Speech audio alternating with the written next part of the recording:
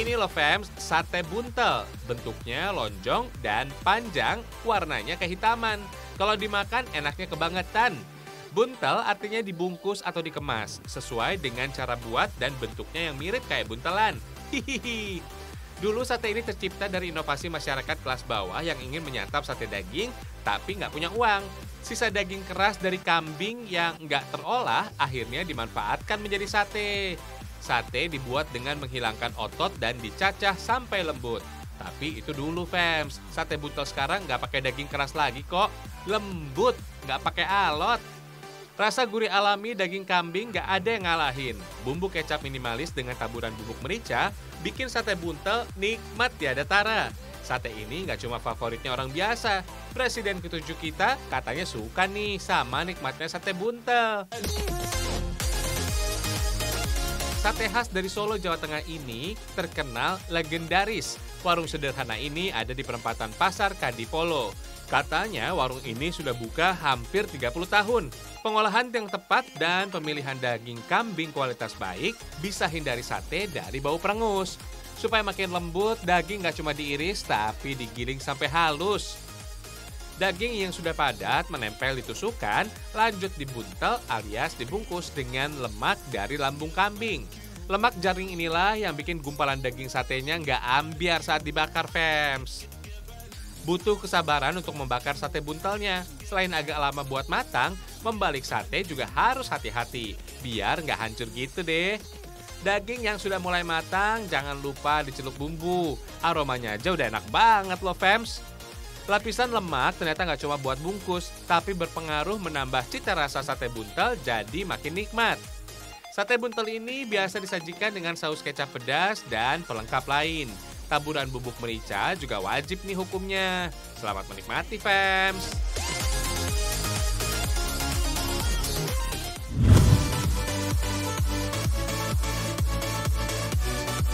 Sejak ratusan tahun, sate sudah jadi sajian favorit yang menyebar senusantara. Sudah ada lebih dari 200 jenis sate se-Indonesia. Di Aceh ada sate matang.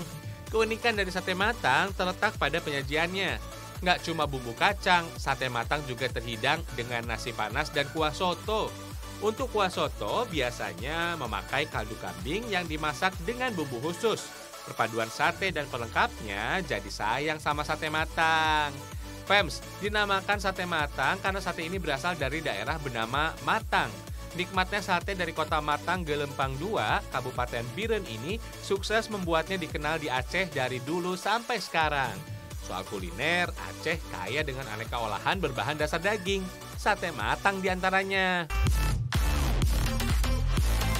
Dari Biren, sate matang menyebar ke seantero Aceh. Daging ayam, daging kambing, dan daging sapi jadi bahan baku utama untuk sate matang. Kacang tanah jadi komposisi utama untuk bumbunya. Sangrai, tumbuk halus, dan racik dengan bumbu khusus.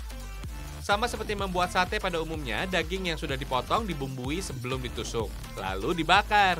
Sejarahnya, fams, abad ke-19 banyak pedagang muslim dari Tamil dan Gujarat yang datang ke Nusantara. Para pedagang itulah yang membawa serta resep olahan daging kambing bakar yang disebut dengan kebab. Masyarakat kita yang tadinya hanya mengolah daging dengan cara direbus, akhirnya suka dengan olahan daging yang dibakar, seperti kebab. Kata sate katanya berasal dari bahasa Tamil catai, yang artinya daging. Yang unik dari penyajian sate matang ini, abangnya galak-galak. Hihihi, bercanda, fams. Yang jual bukan lagi marah kok. Katanya sih botol bumbu yang dibanting bisa bikin rasa semakin enak. Kalau nggak percaya, cobain sendiri deh. Sate matang dari Aceh.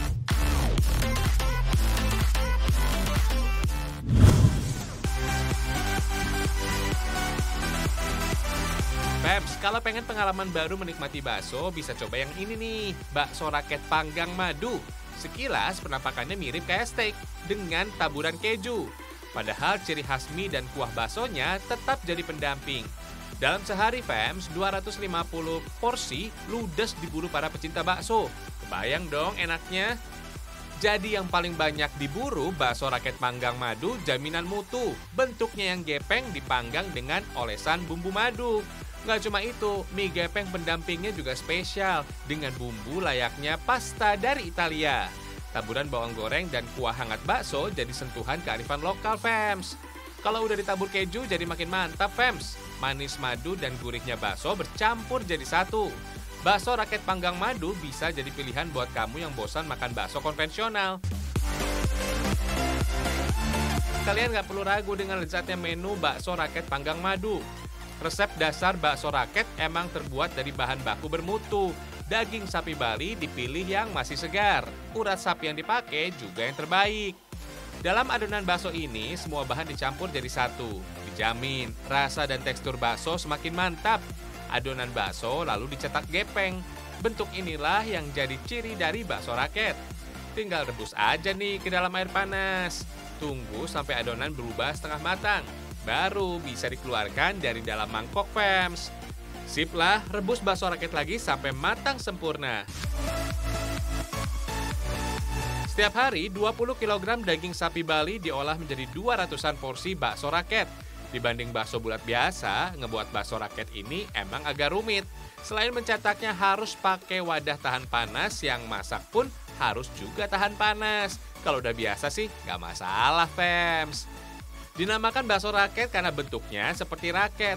Bakso yang gepeng dibentuk pola seperti raket dan dibelah tengahnya. Rebus kembali bakso sampai terlihat ukiran pola raketnya, fams. Wah, mantul nih.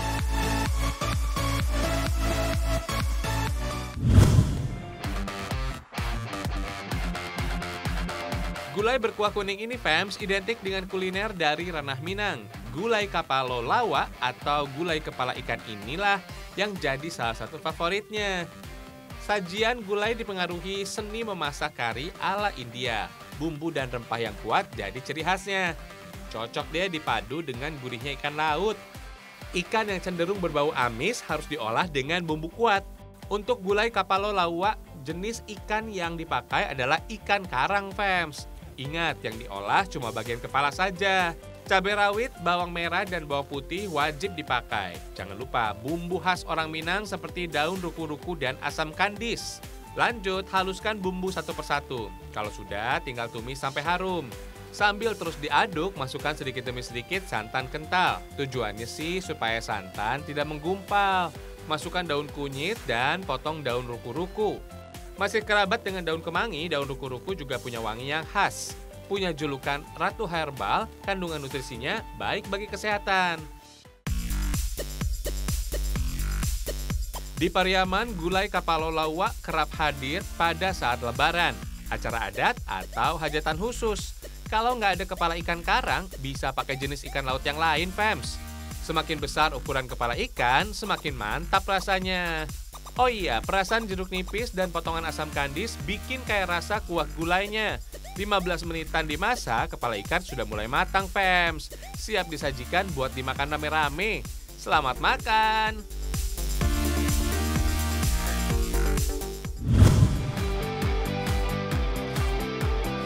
Mumpung lagi di ranah Minang, kita cobain olahan sapi yang gak kalah sama rendang. Ini, fams, kerupuk jange alias kerupuk kulit sapi. Sebagian besar kerupuk kulit sapi yang ada di Sumatera Barat berasal dari tangan pengrajin di tanah datar. Bahan baku kulit sapi berasal dari Padang Panjang. Supaya mudah melepaskan bulu, lembaran kulit sapi harus direbus dulu. Kalau sudah bersih, rebus kembali lembaran kulit sapi, fams. Lihat tuh hasilnya, bersih glowing kayak pakai skincare. Hihihi. Lanjut, fams, kulit dipotong-potong serupa dadu. Semuanya dilakukan cukup secara manual. Potongan kulit lanjut dijemur selama 3 hari di bawah terik matahari. Kalau lagi musim hujan, proses penjemuran bisa seminggu atau lebih supaya kulit bisa kering dengan pas. Kerupuk yang sudah kering artinya siap dimasak. Di sini, fams, dalam sehari bisa memasak hingga 100 kg kerupuk kulit atau setara dengan 300 plastik kecil. Diproses dari pagi-pagi buta, produksi kerupuk di sini nyaris nggak ada liburnya. Tingginya pesanan kerupuk jange alias kerupuk kulit ngebuat para pengrajin harus bekerja setiap hari. Wah, semangat ya! Proses yang memakan waktu lama ini hasilnya cuma kerupuk setengah matang saja, fams. Para pengrajin kerupuk di sini emang lebih memilih menjual kerupuk setengah matang dalam jumlah besar. Satu bal plastik seberat 7 kg ini harganya bisa lebih dari Rp800.000. Mantul!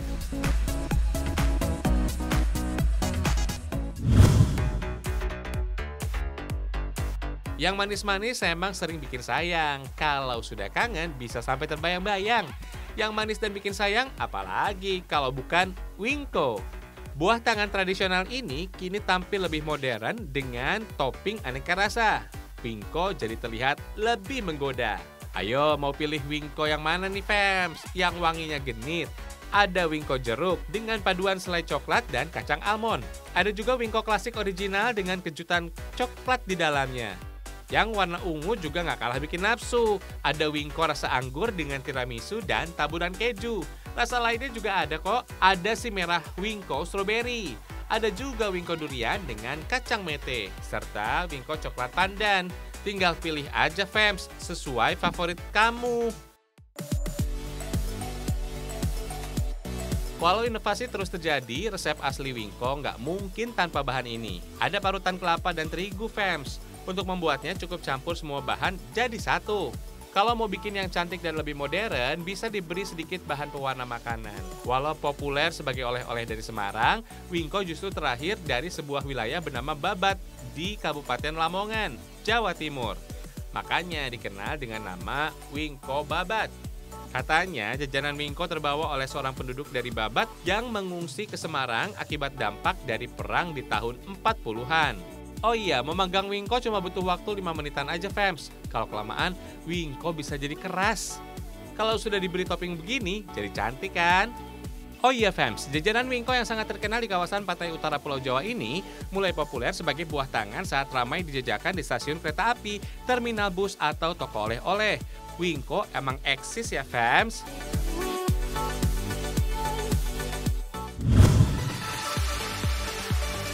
Bicara soal oleh-oleh, bapia dari Jogja jadi satu yang paling wajib. Kalau bosan dengan rasa yang itu-itu aja, sekarang ada bapia Jogja dengan isi yang sangat beragam. Mulai dari rasa pisang keju, coklat, cappuccino, blueberry cheese, mangga, durian, dan nanas. Wih, banyak banget ya fams. Jadi bingung nih mau pilih yang mana. Hihihi. Apapun rasanya, bakpia jaminan enak. Apalagi di gerai penjualnya. Kita bisa lihat langsung di dapur pembuatnya. Adonan kulit bakpia yang tipis tinggal diberi isi di tengah fams. Tutup rapat adonan dan bentuk hingga bulat. Susun di atas loyang, lalu beri topping sesuai selera. Nah, bagi penggila pedas, ada juga nih jenis bakpia buat kalian. Ada isian tuna pedas dan bakpia isi ayam geprek super pedas. Wah, unik ya fams. Berbeda dengan yang manis, bakpia rasa pedas di oven dulu sebelum diberi topping di atasnya. Panggang dalam suhu 220 derajat selama 40 menit. Ini dia fams, bakpia yang baru matang. Saus dan mayonaise jadi topping untuk bakpia gurih pedas. Tambahan ayam atau daging crispy makin enak rasanya. Lezatnya bakpia ini fams langsung terasa pada gigitan yang pertama. Isian yang nggak biasa berpadu dengan renyahnya kulit tipis berikan pengalaman menyantap bakpia jadi berbeda. Enak banget fams. Bakpia Jogja menjadi simbol toleransi. Dulu menjadi panganan kelompok minoritas dengan bahan baku yang menjadi pantangan kaum mayoritas. Kalau sekarang sih bahan dan isian bakpia sudah melebur bagi semua kaum. Sesuai deh dengan budaya dan selera Nusantara. Mantap ya.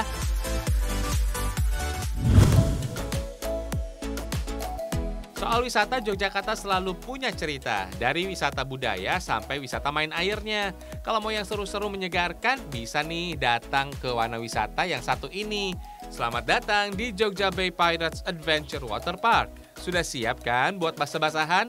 Objek wisata ini, fams, menjadi salah satu taman wisata air terbesar se-Asia Tenggara. Lokasinya ada di Maguwo Harjo, Sleman. Mengusung tema bajak laut, kawasan wisata ini terinspirasi oleh objek wisata serupa di Bali, juga Amerika. Kapal bajak laut besar dengan skala sesuai aslinya jadi ikon objek wisata ini, fams. Nggak cuma waterpark aja, kalau pas waktunya, wisatawan yang datang juga dimanjakan dengan suguhan pertunjukan drama bertemakan bajak laut. Biasanya sih berlangsung setiap jam 2 siang di panggung utama kapal bajak laut. Alur cerita dan efek pertunjukannya seru banget, fams. Mirip kayak beneran. Yakin deh, yang nonton bakal terhibur. Memiliki luas sekitar 7,7 hektar, kalian dijamin puas. Gak cuma kolam dewasa, kolam untuk anak-anak juga tersedia. Ada kolam ombak dan kolam arus juga loh fams. Wahana yang satu ini wajib kamu coba nih. Di perosotan ini kamu bakal diajak meluncur dengan kecepatan tinggi dengan sensasi terpental bagai bumerang. Muaranya ada di sungai buatan yang seger abis. Dari menara setinggi 16 meter kita diajak meliuk-liuk dalam lintasan. Keluar terowongan, cobaan belum hilang. Lintasan melengkung hampir 90 derajat sudah menyambut kita. Lintasan inilah fams yang beri sensasi bagai bumerang. Bagi pecinta adrenalin, wahana lain yang wajib kamu coba ada di sini nih. Dari ketinggian sekitar 10 meter, jalur-jalur lintasan pendek dengan tikungan tajam bakal membuat kita terombang-ambing. Endingnya serasa di laut lepas gitu deh fams. Jangan lupa teriak supaya beban lebih terasa plong. Hihihi. Taman permainan air yang buka dari pukul 8 pagi hingga jam 6 sore ini nggak usah diragukan lagi deh. Semua wahana sudah punya sertifikat soal keamanan. Kalau kalian mau liburan ke sini, silakan datang usai masa pandemi. Semoga semua keadaan bisa baik-baik kembali. Biar bisa seru-seruan dan happy-happy lagi. Amin.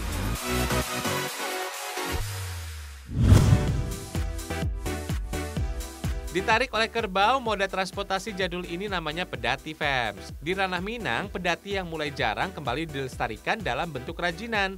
Nggak cuma pedati sih, ada juga rumah dan jam gadang yang ikonik. Kerajinan perak yang keren ini adalah hasil karya pengrajin di Koto Gadang, Kabupaten Agam, Sumatera Barat. Sejak zaman penjajahan Belanda dulu, kerajinan perak Koto Gadang diminati sampai Eropa. Sampai sekarang fams, Koto Gadang masih dikenal sebagai sentra kerajinan perak meski tak seramai di masa kejayaannya dulu. Yang unik di sini fams, selama puluhan tahun pengrajin masih berkarya dengan metode yang manual. Sirkulasi udara untuk lelehkan bahan baku perak berasal dari pompa injak seperti ini nih fams. Ini udah termasuk canggih. Dulunya udara untuk perapian masih ditiup oleh perajin loh. Dari yang tadinya butuh waktu 1 jam ditiup, sekarang 15 menitan aja peraknya sudah meleleh tuh. Selanjutnya perak cair dicetak jadi batangan. Dalam waktu sekejap perak cair langsung berubah menjadi padat. Supaya lebih cepat dingin, celup batangan perak ke dalam air. Perak batangan ini lalu dipukul supaya pipih sebelum dibentuk jadi aneka rupa. Proses produksi kerajinan perak Koto Gadang semua manual, pakai tangan, dan dengan alat sederhana. Gak heran deh satu kerajinan perak butuh waktu jadi yang cukup lama. Kerajinan perak dengan motif tradisional Minang terbilang cukup sulit dengan detail yang amat teliti. Dulunya fams, setiap rumah di Koto Gadang berisi pengrajin perak. Sekarang yang tersisa terbilang bisa dihitung dengan jari. Kurangnya minat anak muda menggeluti kerajinan perak membuat jumlah pengrajin terus merosot. Sayang ya fams, padahal kerajinan perak Koto Gadang masih menjadi salah satu daya tarik wisata Sumatera Barat. Melihat hasil jadinya yang cantik kayak begini, semoga aja kerajinan perak Koto Gadang bisa bangkit, dilirik, dan berjaya seperti dulu. Amin.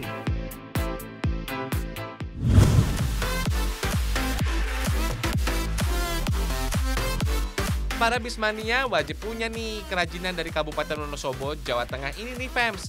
Iya, miniatur bus. Siapa sangka fams, limbah kayu jadi kerajinan yang lucu dan unik. Kayu ini nggak cuma dijadikan hiasan atau mainan saja, tapi bisa juga dinaikin motor langsung. Eits, beban maksimalnya cuma boleh maksimal 60 kg aja. Untuk membuat miniatur bus ini biasanya menggunakan beberapa jenis kayu fams, seperti kayu albasia, kayu damar, dan kayu suren. Jenis-jenis kayu ini memiliki tekstur lebih lunak fams dan tahan rayap. Hal ini memudahkan untuk membentuk pola dasar dan miniatur bis tanah Jawa. Berikutnya potong sesuai bentuk dan pola yang dibutuhkan. Kemudian rangkai bodi busnya. Selanjutnya tahap pendempulan dan pemberian cat dasar fams.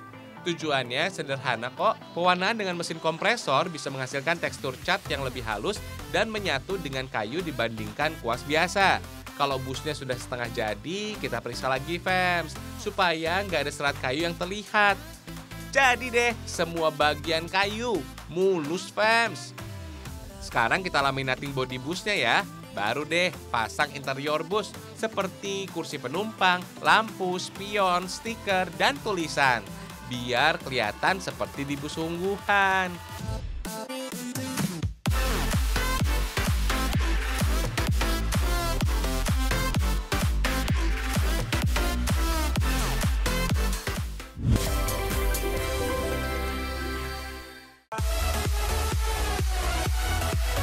Sekarang udah nggak terbayang-bayang lagi kan sama aneka menu tersayang? Dari yang pedas, manis, dan gurih, sampai wisatanya yang bikin kangen udah bisa bikin puas. Tapi ingat ya, tetap pakai masker dalam setiap aktivitas. Ragam Indonesia, satu Indonesianya, berjuta kayaannya. Sampai jumpa.